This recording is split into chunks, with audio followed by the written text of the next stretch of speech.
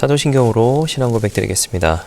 전능하사 천지를 만드신 하나님 아버지를 내가 믿사오며 그 외아들 우리 주 예수 그리스도를 믿사오니 이는 성령으로 잉태하사 동정녀 마리아에게 나시고 본디오 빌라도에게 고난을 받으사 십자가에 못 박혀 죽으시고 장사한 지 사흘 만에 죽은 자 가운데서 다시 살아나시며 하늘에 오르사 전능하신 하나님 우편에 앉아 계시다가 저리로서 산 자와 죽은 자를 심판하러 오시리라. 성령을 믿사오며 거룩한 공예와 성도와 서로 교통하는 것과 죄를 사하여 주시는 것과 몸이 다시 사는 것과 영원히 사는 것을 믿사옵나이다. 아멘. 함께 은혜 나눌 하나님의 말씀 마태복음 26장 14절에서 16절까지의 말씀입니다.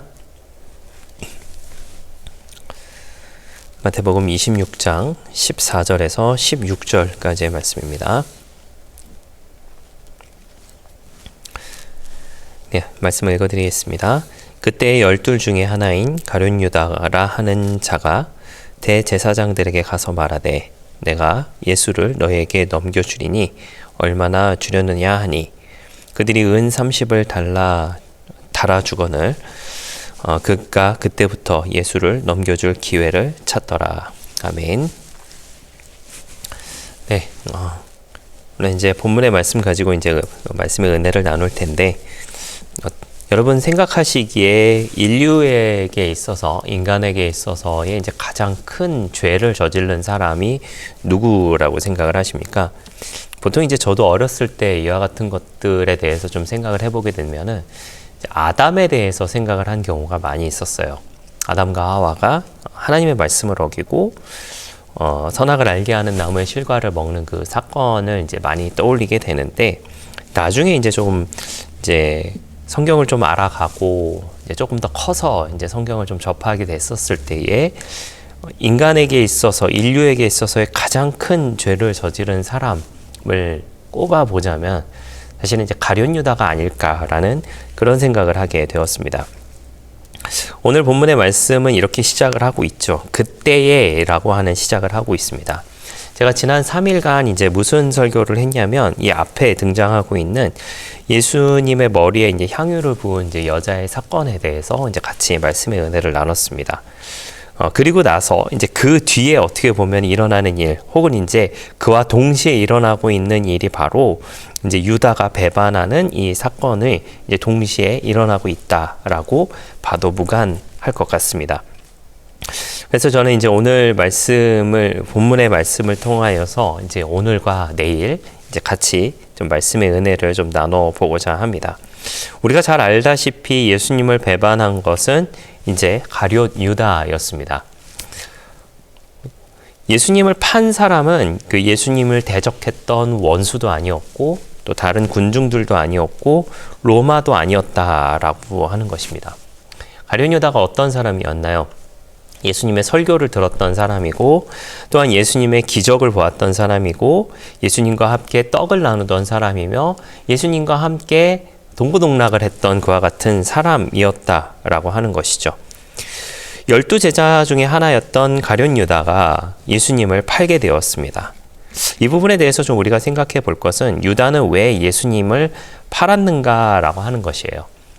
어제 설교를 통해서도 이제 말씀을 드렸던 부분이겠지만은, 예수님을 판 이 가룟 유다는 돈을 세고 있었던 굉장히 도둑 같은 마음의 그런 심보를 가지고 있었던 사람이었다라고 하는 것이에요.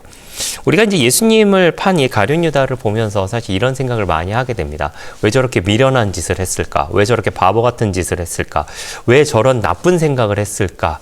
라고 우리가 사실은 생각을 합니다만은, 그에 대해서 사실은 우리도 사실은 가룟 유다와 크게 다르지 않는 삶을 살아가고 있다라고 하는 것으로 우리가 좀 생각해야 될 부분이다라고 하는 것이죠.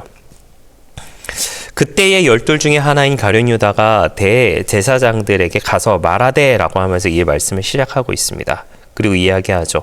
내가 예수를 너에게 넘겨줄 건데 얼마를 줄 거냐라고 하는 그런 이야기를 하고 있습니다. 여기서 이제 마태가 굉장히 강조하고 있는 부분은 예수님을 배반한 이 사람이 외부자가 아니라 내부자였다라고 하는 것이에요. 이 본문의 말씀은 이제 여러분 성경을 혹시 가지고 계신다면은 마가복음 14장 10절에서 11절 그리고 누가복음 22장 3절에서 6절까지의 내용으로 같이 가고 있습니다. 여기서 이제 마가복음의 내용을 잠깐 좀 소개를 해드려 보자면 10절과 11절, 14장 10절과 11절에 이렇게 이야기하고 있습니다. 12 중에 하나인 가룟 유다가 예수를 넘겨주려고 대제사장들에게 가매 그들이 듣고 기뻐하여 돈을 주기로 약속하니 유다가 예수를 어떻게 넘겨줄까 하고 그 기회를 찾더라라고 이렇게 이야기하고 있습니다. 여기서 이제 마가 같은 경우는 유다의 감정보다는 대제사장들의 반응에 대해서 굉장히 강조하고 있어요. 그들이 듣고 기뻐하여 굉장히 기뻐했다라고 하는 것이죠. 왜 그들이 기뻐했는가? 예수님은 눈의 가시 같은 존재였다라고 하는 거죠. 누구에게? 제사장들에게, 그리고 서기관들에게, 바리새인들에게 굉장히 눈의 가시 같은 그런 존재였는데 그 사람 중에 한 명인 예수님을 따르던 사람 중에 한 명인 가룟 유다가 와서 넘겨주겠다라고 이야기를 하니 굉장히 기뻤다라고 하는 것이죠. 또한 누가복음 3장 22장 3절 말씀에도 이렇게 소개를 하고 있어요. 12 중에 하나인 가룟이라 부르는 유다에게 사탄이 들어가니 라고 이렇게 이야기하고 있습니다. 이 부분을 보면서 우리가 좀 생각해야 될 부분은 사실 이것 같습니다. 가룟 유다에게 예수님을 팔게 마음을 준 준 존재는 바로 사탄이었다라고 하는 것이죠.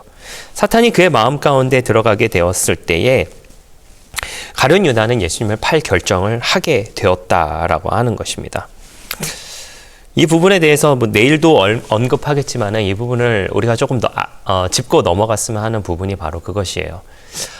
우리가 살아가는 모든 순간순간마다 마귀는 저와 여러분 가운데 하나님의 길에서 벗어나게끔, 하나님의 마음에서 벗어나게끔, 하나님의 뜻에서 벗어나게끔 계속해서 속삭이고 문을 두드리고 있다라고 하는 거예요.